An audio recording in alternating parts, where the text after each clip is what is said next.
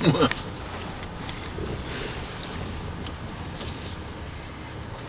careful not to drive into the bank here. There we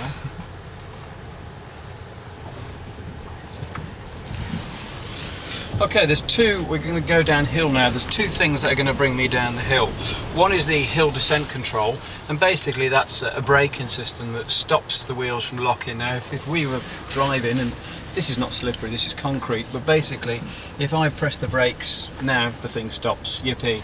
But if I tried to do this on ice or snow, we'd lock the wheels and the vehicle would slide. So we're using the gears to hold the car back, with the low ratio gears, and also we're using a thing called hill descent control, and that just brakes the wheels in such a way that they don't lock. So it goes around the car very, very quickly and decides how much braking force it needs to stop, to stop the car, but without the wheels locking.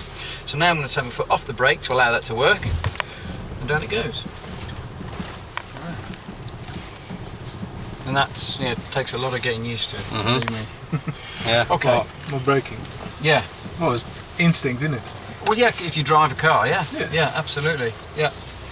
Right, up we go. And the car will lean here. This is about mid-20s in terms of degrees. Seems like a lot more, especially when you get to the end here. It's a little bit steeper. You think, fuck? My car should go. Well, no, not necessarily. What car have you? Because it's so high that it's going. Okay. No. Well, look inside. It's all space, isn't it? Unless you fill it full of bricks on the roof, then it would be. Well, there you go. Yeah. So yeah, it'd be the same as this. If I put a roof rack on and lots of stuff on the roof, Centre of gravity is different, isn't it? Exactly, yeah, and it's all it is. And the centre of gravity on this is down by your feet somewhere.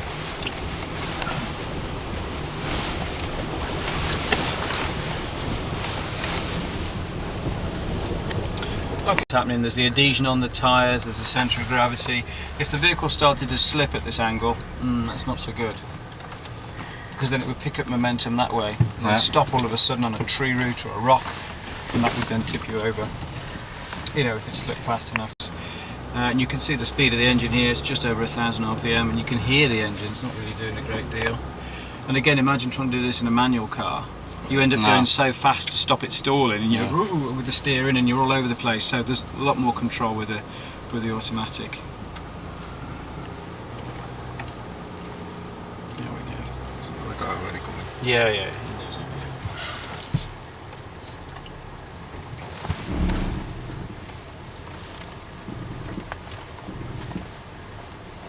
This is the it's a standard model, but this is the top model, and they do various different versions of this. They do an XS, a GS, an SE, and then this one's an HSE.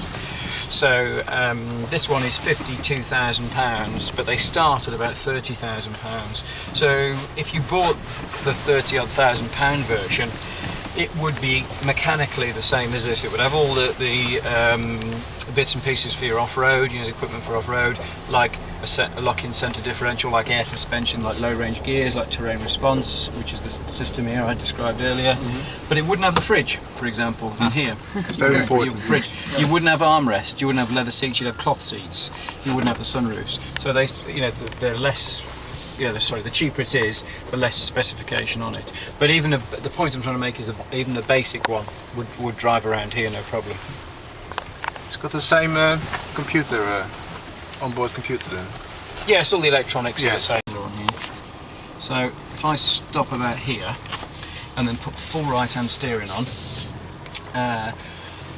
the car's going to work very hard to go up there as opposed to straight on. So it's decreases the grip and increases the resistance.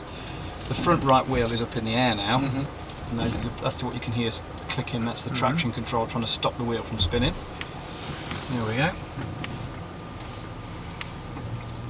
like so.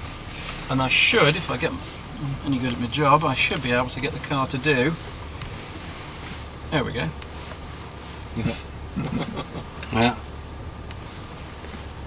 Yeah, so all the wheels are at different angles there. And the good thing about this is it will let you open the doors.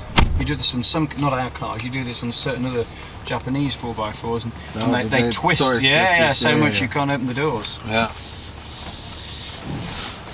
Okay, just a press of a few buttons. Okay. Sorry, I've got to move because there's a car behind him.